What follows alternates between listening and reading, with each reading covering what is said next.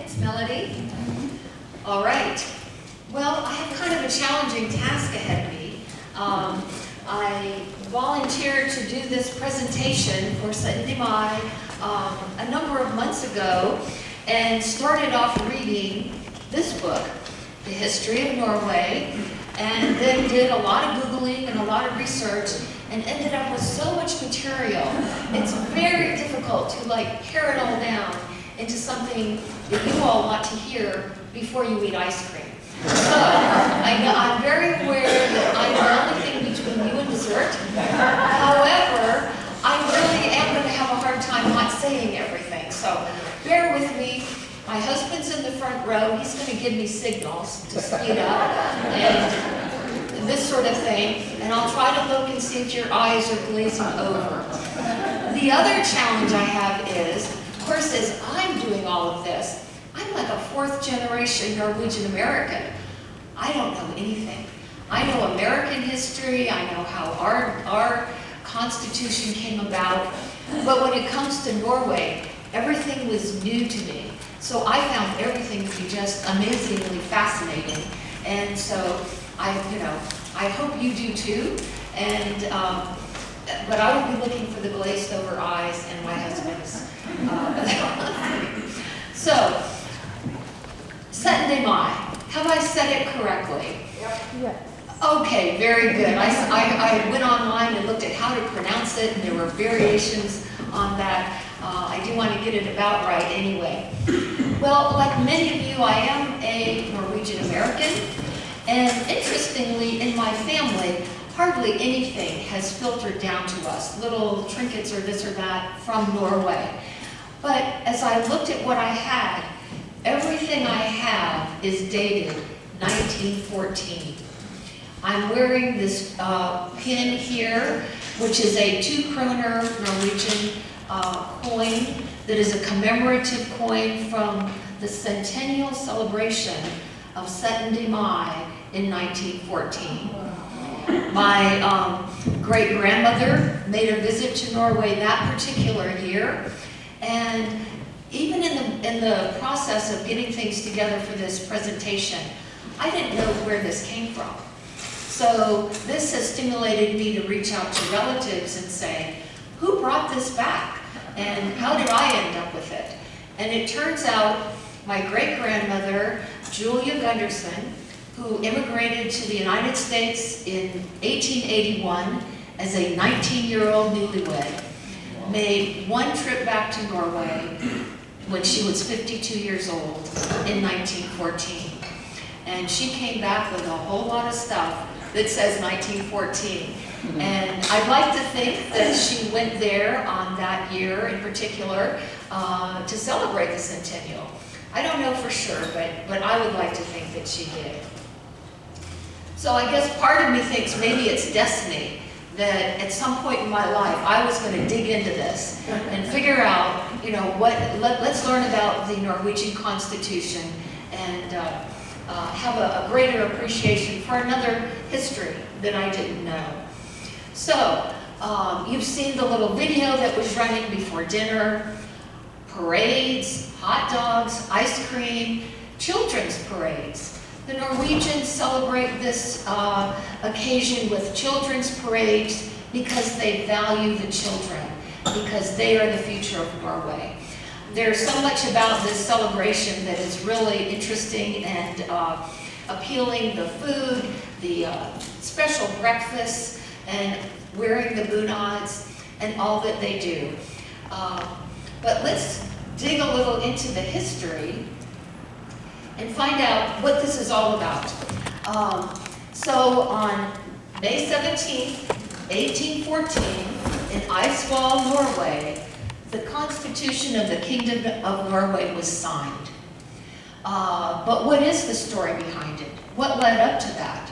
And what happened there at Eidsvoll? And does the story end there? We know our own American story so well. A Declaration of Independence, which the King of England was not too pleased with. We fought the Revolutionary War, and then we had our Constitution in 1789, 13 years later. Is this about how it went for the Norwegians, or is their story different? So we will find out. I had to say, okay, where do we begin this story? Certainly we don't need to go back to prehistoric Norway or even the Viking era. But there was the Age of Greatness, where if you do visit Norway, you're going to see a lot of buildings that were built during that time period. This was something that Norwegians can be proud of, a period of time where the government was stable and a lot was being accomplished. I thought, okay, Hanseatic League, but that's really not a starting point. That's more of an influence along the way. So after all of the reading that I did, I said, let's start with Queen Margrethe. She will be our starting place tonight. So Queen Margrethe was born a princess. She was the youngest daughter of the King of Denmark, born in 1353, and she was married to the Norwegian king, King Haakon VI, in one of those European-style monarchy arranged marriages. When she was 17 years old, she gave birth to a son named Olaf. And interestingly then, within the next 10 years, both her father, the King of Denmark, and her husband, King Haakon, died. In both cases, her son Olaf became king. But as you know, a 10-year-old, and even younger for Denmark, cannot execute the powers of a king. So a regent is required, an adult, to rule in place of that child king. Margrethe was selected as regent for both Norway and Denmark. And so she ruled both countries for actually 32 years. You know, I said to myself, this is the most fascinating medieval woman I have never heard of. And she was considered to be wise, energetic, and a very capable leader. She stayed in power with all of these men around her, who I think could have taken the crown from her, taken that role, but she held on to it. And I said to myself, somebody should make a movie about this. And guess what? They did. So, on Amazon Prime right now, you can see a movie about Queen Margrethe. Unfortunately, it's not about her whole life and all she accomplished. It is about one incident in 1402, which turns out to be one of history's mysteries. We don't know if it's true or not, but it makes an interesting drama, and you do get to see kind of how life was in that era and how Queen Margrethe fit into all of that. So, now we know about her, and let's see then what happened. What her goal was to unite all of the Scandinavian countries under one rule in order to defend against the Hanseatic League, which was gaining power through their merchant activities all through Scandinavia. And she did this. She united them into the Kalmar Union, which, as you can see here, ran from 1397 to 1523, 126 years. And take a look at this map. I find this very interesting. So we have Denmark, we have Norway, but at that time, Norway included Iceland and Greenland, the Faroe Islands, and some northern islands here. And Sweden wasn't the Sweden we know today. Sweden included all of Finland. So when she united all of these Scandinavian areas under one rule, it was quite a bit of territory. So she continued to rule. Well, okay, here's the interesting thing that happened. It might make you suspicious or not. Her son Olaf died unexpectedly at age 17. Queen Margrethe quickly looked around for another heir to be the king, and she selected her great-nephew Eric of Pomerania. So with these two boys, she ended up ruling for 32 years, even after Eric had come of age. So she had quite an influence. Now, the Kingdom of Denmark, after the Kalmar Union dissolved in 1523, when Sweden left, the union between Denmark and Norway continued all the way until 1814. So this really is kind of our start point leading up to 1814. What happened over the years, though, was that Norway's subordinate position to Denmark continued to decline. At first, they were considered separate but independent countries under one rule of one monarch. But by the end, they were more like just a province of Denmark.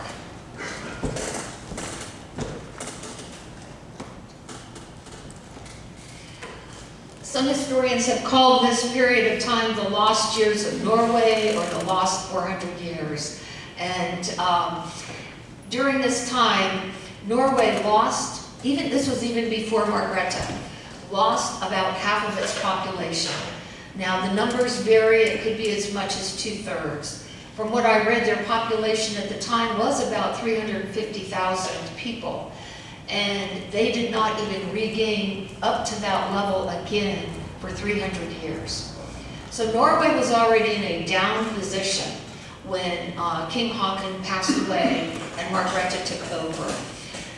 This hit Norway harder than many of the other European countries because it seemed to hit their sort of upper classes very hard. The nobles, the bishops of the church, merchants. So they were left with a devastated economy. They were left with farms with no one to farm them. Some farms were left vacant for like 200 years. This was a very sharp decline that took a long time to recover from. They lost control of their economy because of the Hanseatic dominance. Now Norway, well, we're going to hit on this over and over again throughout this presentation. Because of Norway's unique geography, they cannot grow enough food to sustain their population. They are heavily reliant on trade. And so even before the Black Death came, the Norwegian government, the kings back in the 1200s, were making very favorable deals with Germany, with the Hanseatic merchants, to get their grain imported into Norway to keep their population going. So over time, Norway really lost sort of their control of that.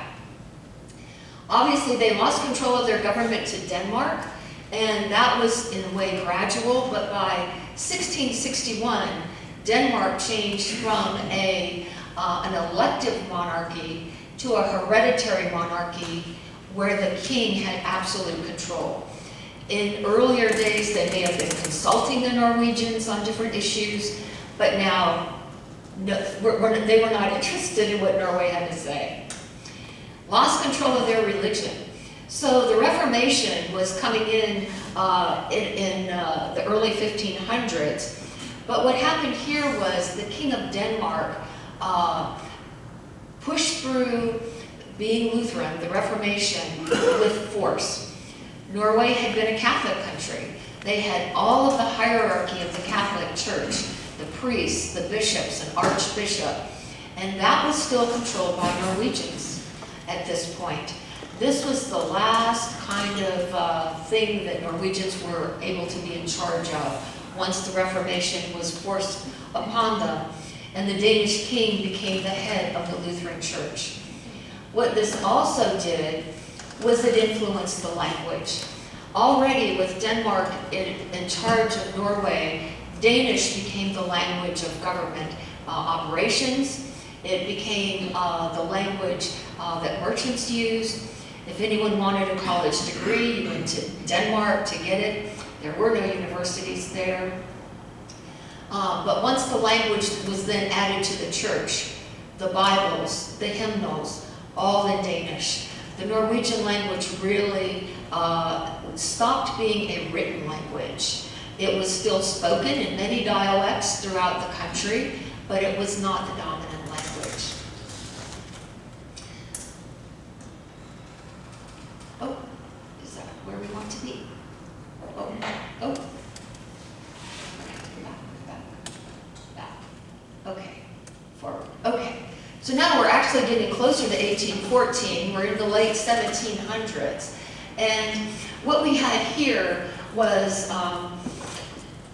let's see, we know what was going on in the American colonies in the late 1700s. It was a revolutionary time. So you kind of wonder, was that sort of sentiment beginning to be felt in Norway as well? Were they beginning to question 400 years of Danish rule? Was there a desire for independence here?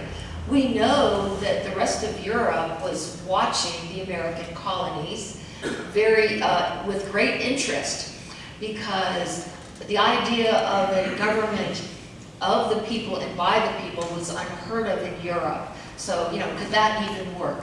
So you kind of wondered how much, if any, influence there was from watching what was going on in the early American colonies. So at this point, this was still Norway was still a relatively poor country, mostly agriculture and fishing. They had developed an upper class of merchants and government officials, educated in Denmark. The unique geography, as I mentioned, means Norway is dependent on imports and exports. And if you look at this chart over here, I've seen variable figures, but I stuck with this one set. Norway has about 2% of arable land capable of farming. It could go up to 3 or 4%. I've seen other figures. But just for comparison, look at these other countries. Denmark is showing almost 60% arable land. When people in Denmark are making decisions about what wars to enter into, setting embargoes against trade, making trade agreements, they are not thinking about Norway's perspective. So Norway suffered many times over these years with poor decisions coming from other places. Denmark was also issuing high taxes and fines and duties, which the people of Norway were beginning to resent. In one case, farmers in the Bergen area were being asked to pay taxes to support the Danish military, and many refused. But the Danish government would then take their farms away from them for that refusal. So that got to be a little bit harsh. Now this surprised me. Even with all of this going on, and for 400 years, I read that most Norwegians were loyal to the Danish king. They liked the idea of having a king. They felt a king allowed them someone to go to if they had a grievance. And so their loyalty, for the most part, was still there. Now, the story of Norway and its constitution differs in some ways from our American story of our constitution, in that there were outside influences that kind of brought them to the point of developing a constitution. So the Napoleonic Wars certainly were a huge influence, and I don't want to talk about the Napoleonic Wars because this is a very long and complicated story, many shifting alliances, many battles and betrayals, lots of drama. So we'll just focus on the part that impacts Norway. Basically, Denmark, Norway profited from this war for a very long time. They were neutral. And as you probably can imagine, they had a good fleet of ships. They were good traders. They had things to export, lumber to Britain, and dried fish to Europe, metals, and they also had fleets of ships that were used to move things around. So they were getting paid a good price by both sides during this war. Of course, both sides, Britain and France, both knew that those ships were highly valuable, and if Denmark, Norway went to one side or the other side, that was going to be a great advantage. Britain decided to make a preemptive move and attacked Copenhagen, bombarded them for weeks. This was lots of loss of life, and they took the Danish fleet back to Britain, so that was not in play. Of course, this made the Danish king angry, and so he joined the French alliance. Once Denmark-Norway was in the war, this was quite difficult for Norway. They ended imports and exports. They cut off trade to Norway. And let's see. Yes, let's see. Let me get to where, I don't want to say this part wrong. Okay, yes. So they were cut off from trade. They were prevented from bringing in the grain that they needed to feed their population, and also from exporting the products that they had. Now, a lot of people in Norway had gotten a lot of money during this time of neutrality. This was devastating to them. Many of the people who were doing that went bankrupt, and there was starvation in Norway. There was a time when they had so little grain that they were grinding up birch bark to make bread. It was called bark bread. So this was no insignificant thing for Norway. Many people died at this time with these blockades and lack of trade. These last two bullets, though, I tell you, it sounds bad, but it's kind of a glimmer of hope. Communication and transportation between Norway and Denmark were cut off. They had been getting all of the governing from Denmark, and now they couldn't get that. Denmark sent over a prince who was to chair the government commission and be the military commander of Norway. So this was the first time they had someone on the ground in Norway ruling them. Even though it was Danish, it was a bit of a change. Meanwhile, in Sweden, they had a problem of succession. So they were loyal to Britain during the Napoleonic Wars, and Napoleon had made a secret deal with Russia that said, okay, Russia, you could take Finland. And I think Russia kind of thought that that meant that they would be closer to moving into Sweden, but Russia just wanted Finland for themselves. Well, this led to a chain reaction. King Gustav of Sweden had not been paying attention and kind of let Finland go to Russia. He was off fighting at the Norwegian border. Well, this made his military very angry, and also the people of Sweden very angry at him. So he was deposed, sent off to Germany. His uncle, King Karl, then was appointed as king, but we still have a problem here. He had no heir. He was quite elderly and beginning in poor health, and a little senile. So they really needed a crown prince, and there was none to be had. They picked Charles August, a Danish prince, but he died after 5 months there. So starting over again. Now, I have to tell this story. I know it will go too long. My brother told me, don't tell this story, you need to cut your hair. Yes, an individual from Sweden, a Lieutenant Baron, went on his own accord with no prompting from the Swedish leaders and went to the office of one of Napoleon's generals, this Jean-Baptiste Jules Bernadette, and asked him if he would like to be the Crown Prince of Sweden. You know, we've got a job opening up here in Sweden. You think you might be interested? Well, I think he already thought he might like to do that, but he said, I'm going to have to talk to Napoleon first. Napoleon said, well, but I would want you to promise never to attack France if you become the Crown Prince of Sweden. And Bernadette said, no, I cannot make that promise. And Napoleon kind of let that go. So this individual who had gone down there to make this proposal goes back to Sweden with the great news. He's found a successor. This is a great Crown Prince. We wanted a good military leader, and this is an esteemed general in the French army, a Marshal of France. Well, he was promptly put in jail for his audacity, for going out and hiring someone without anyone's permission. But then the leaders of Sweden began to think a little bit further about it and thought, well, actually, this guy's got great credentials. So he became Karl Johan.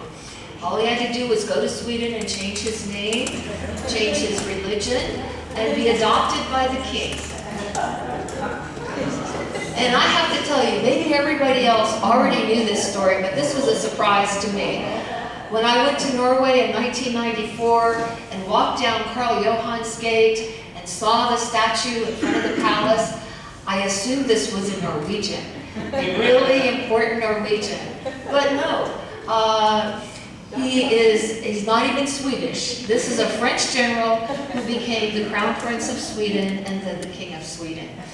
So I think they made a good choice. He was a very experienced general and a political realist. I was very impressed as I read through this at how he could assess a situation and back off from his initial decision based on the realities of what was going on around him. Well, his first thought when he got to Sweden was he wanted to compensate the Swedish people for the loss of Finland. They were still pretty angry about that. And he knew there was no way to get Finland back from Russia. So he set his sights on taking Norway from Denmark to compensate the Swedish people. And he executed a diplomatic strategy for about 3 years. This was sort of the backdoor diplomacy.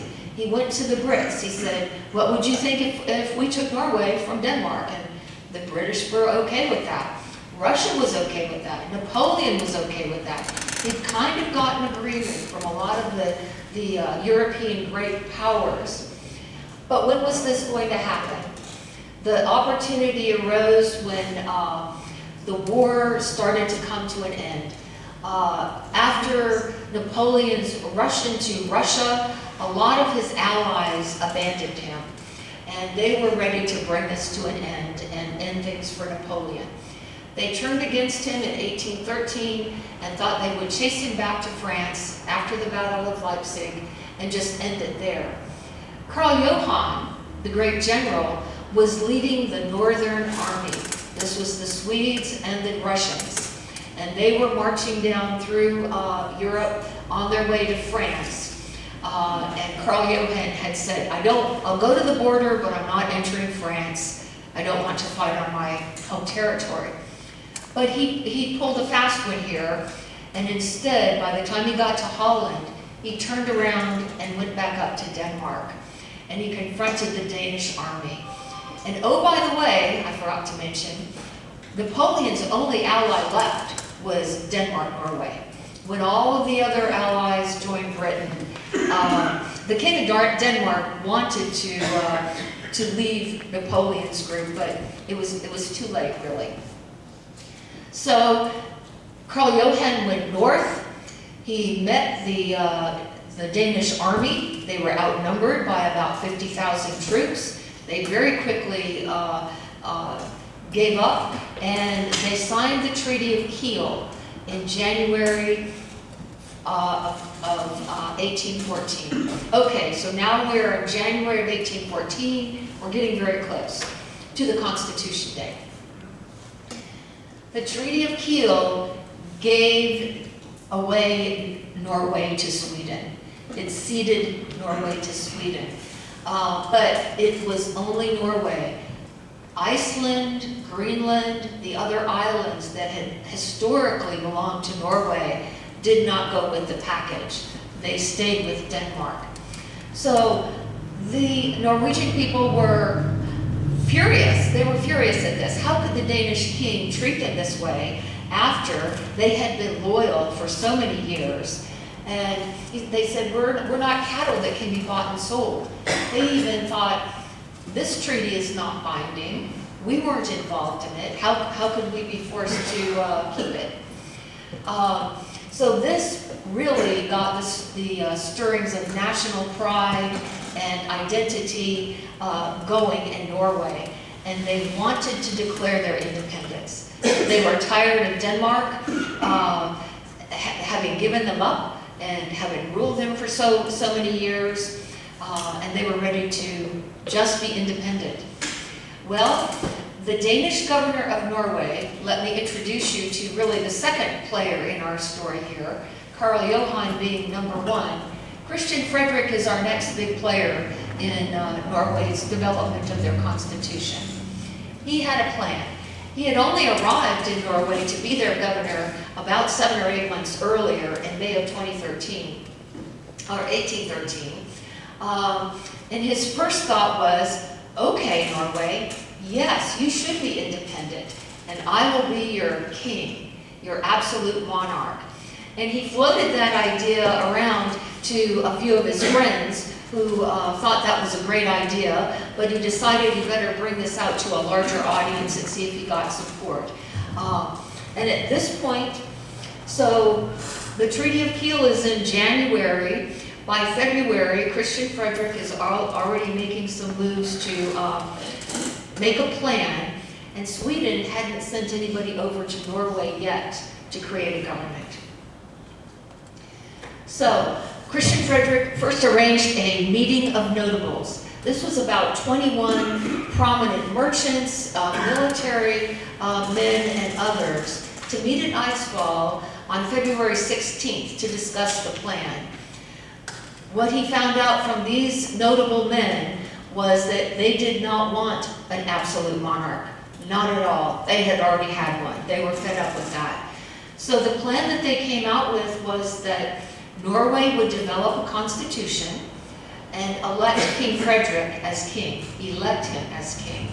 While Karl Johan was distracted leading the Northern Army in Europe.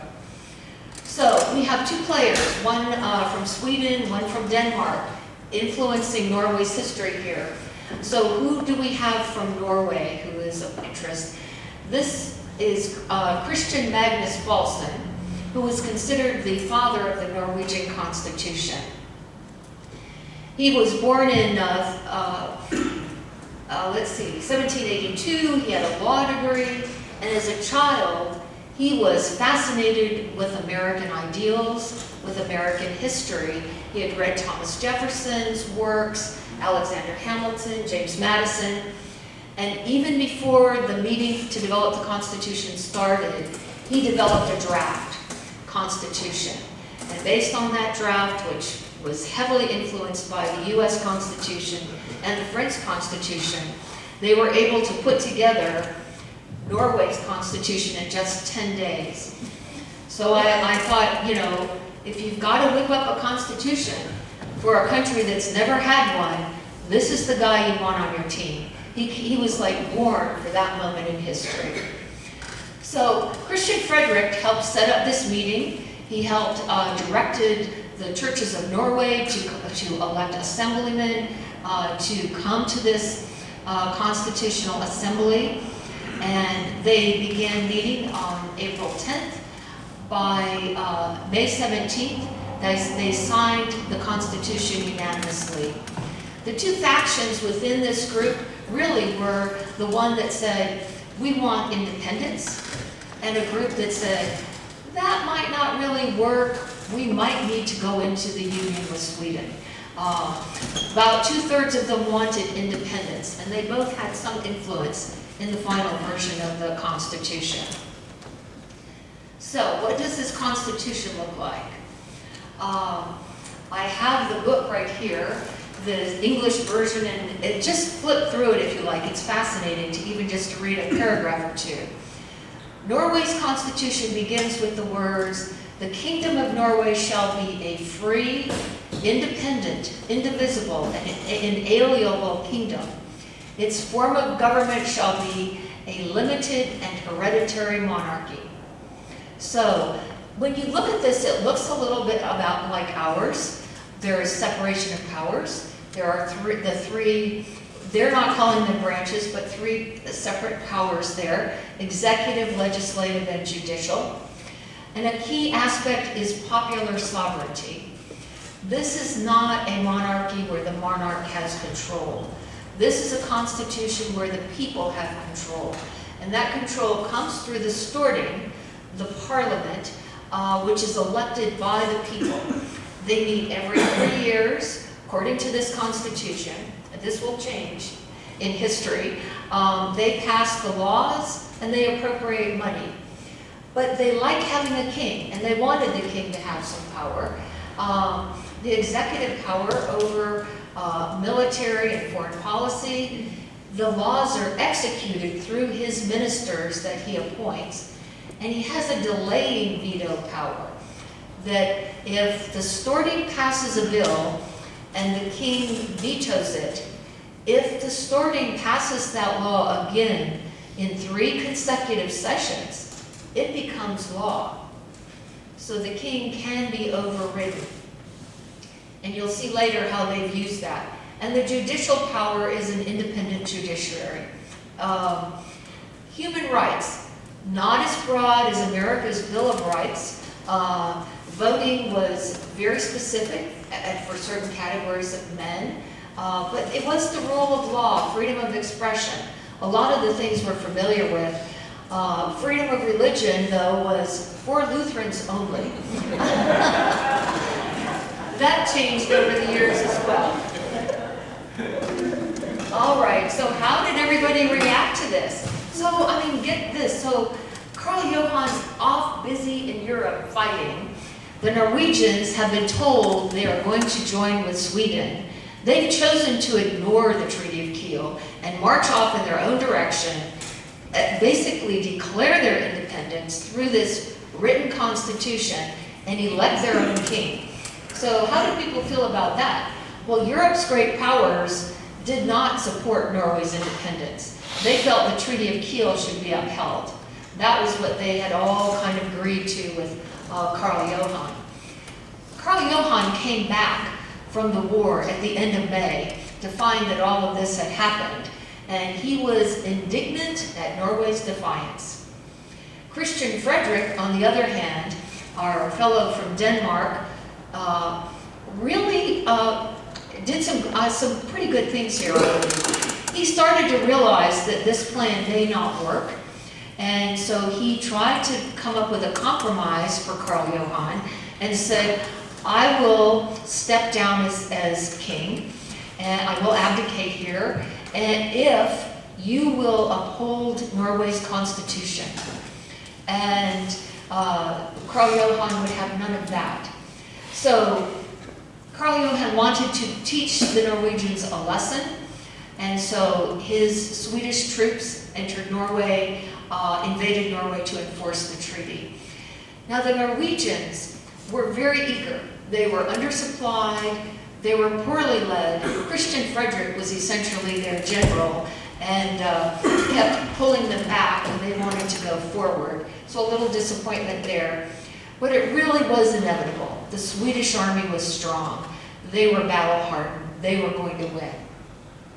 So this war, the Swedish-Norwegian War of 1814, did not last long, just a few weeks.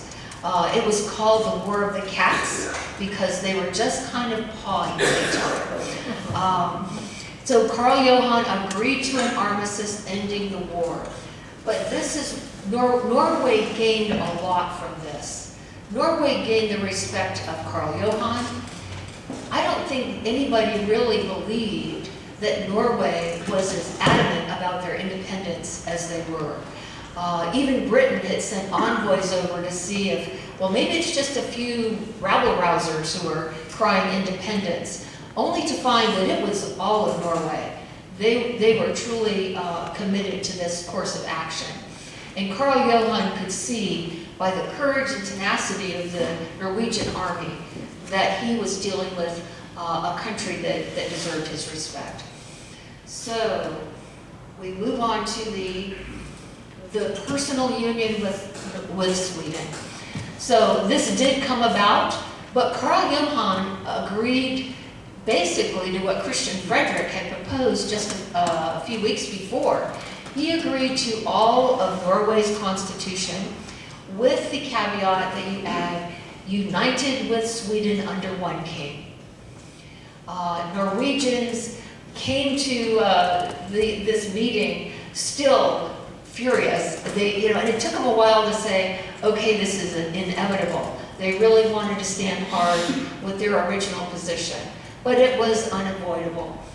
The Convention of Moss is where the stipulations for this were articulated, and this is what was required. An extraordinary election of the Storting was held in September. The Storting had to approve the union with Sweden. So it came with Norway's actual blessing. And again, that was controversial. Christian Frederick was asked to step down and leave Norway, and he did. And then the Storting approved Norway's constitutions with the edits asked for by Karl Johan.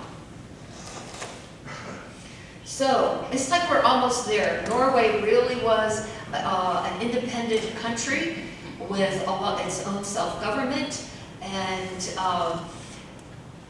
the Norwegian people were beginning to feel the joy of that kind of change in their lives. And this really brought about, over the next century, a resurgence in the national identity. We had people like Edvard Grieg, who took Norwegian folk music and elevated it to the concert halls. We had folk tales actually written in the Norwegian language and gathered from the people out in the country, which really brought forward some of the great stories of Norway with all the irony and moral lessons. And we had artists who painted Norwegian landscapes, really sort of idealizing Norway's life in the countryside and what Norwegian people do.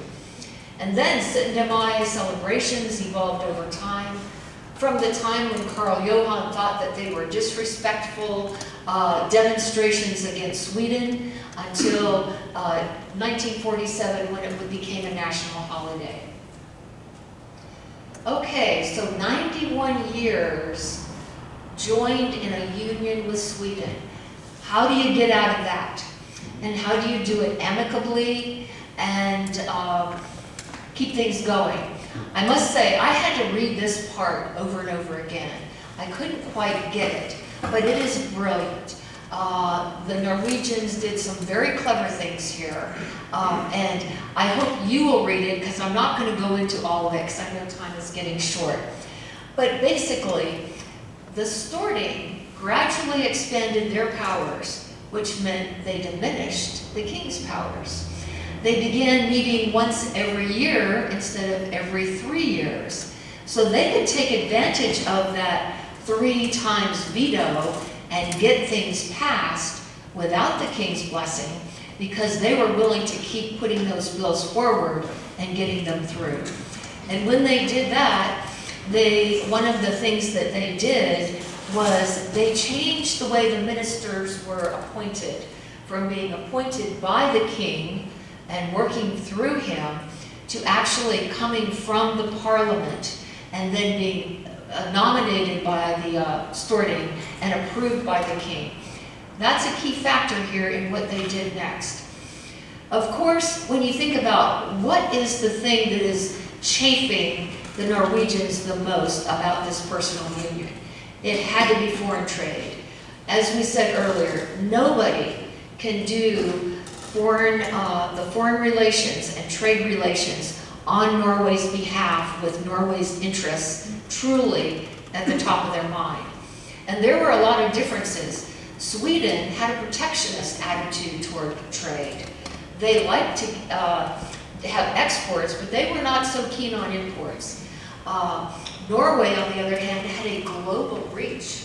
They are traders all around the world and had vast networks that needed to be tended. So it all settled on this consular affairs discussion. Norway wanted its own consular affairs offices in other countries staffed by Norwegians who understood Norwegian trade and could make the deals that were advantageous for everyone. And how this came to an end, the clever ploy of the Storting.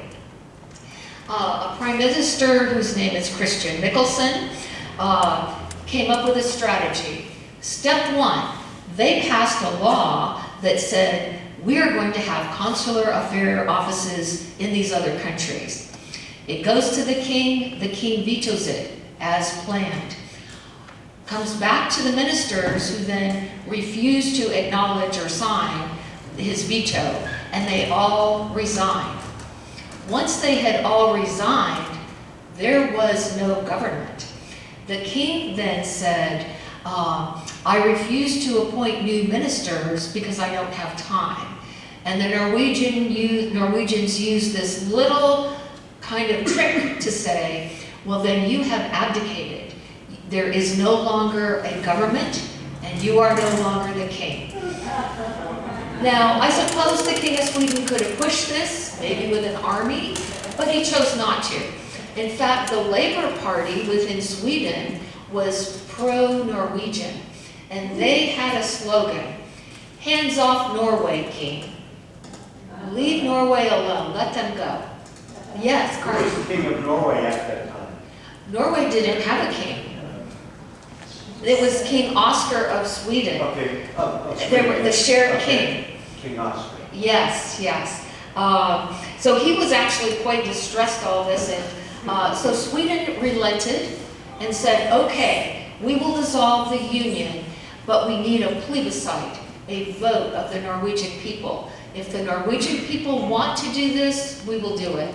And you see this card up in the top. On the 13th of August, 1905, that says vote yes. Vote yes to get rid of the union. And it was done, voted yes by 99.95% of Norwegians. So, we're almost to the end. Hang on, ice cream is coming. Okay, so now Norway is truly independent of Sweden. It's time to find their own king. And the Storting chose Prince Carl of Denmark to become King Haakon VII. This is 525 years after King Haakon VI passed away, Margrethe's husband. There had been no Norwegian king since. They picked him. He has the right credentials. His father was related to Norwegian kings. His mother was Swedish. He was married to the British daughter of the British king. All very good, and he already had a son, so there was an heir. But he, when offered the job, also said, I won't do this unless the Norwegian people agree to it. And they voted again. 79% said yes. What you can see here then is the first Syttende after he became king, and the family is waving, the royal family is waving from the palace as the children go by. Okay, last slide. You know, as I was doing all this reading, I thought, so what am I really learning from this? What do I draw from all of this? It's different from the story in the United States. You know, we fought a Revolutionary War. It was a different kind of rebellion against circumstances. And I know we have a lot of folks in here who are from Norway, and I hope I'm sort of on track. And if I'm not, I'd love to hear your views. But what I took from this was, so the Norwegians may not have been rebels, but they were very clever opportunists. And when a situation presented itself, they were ready to seize it and stubbornly hang on to it. And if an opportunity didn't come to them, they created the opportunity for themselves in getting rid of Sweden there at the very end. They used their own constitution and the powers it enumerated to gain even further freedom for themselves. And what I would say too is that look at what Norway's independence has brought to them over all of these years. With self-determination, self-rule, control of their own foreign affairs and trade, Norway is now one of the world's wealthiest countries. They are rated highly on democracy and human rights scales. They are leading the way in green energy and they're rated as one of the happiest nations in the world. So I think Norwegians have used their freedom and independence very well. I think for those of us who are Norwegian Americans, we can be very proud of our central, of our heritage and what has happened in Norway. So I think the next step is what we would like you to do. While the ice cream is being laid out, we'd like you to sing the Norwegian anthem. You have your flags on your tables, and let's celebrate Norway. I will get this going.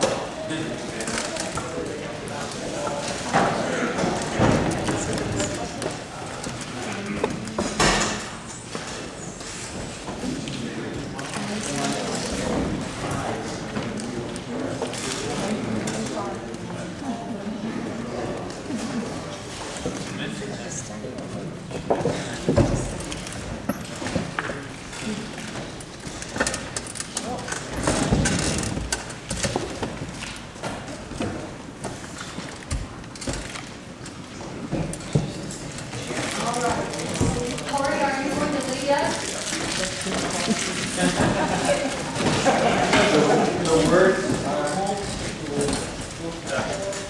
do we have the words? Are we ready to go? Yeah. Yes, the words are here. As soon as I get started, it's going to go. All right. I'm sure everybody's ready. Ja, bäst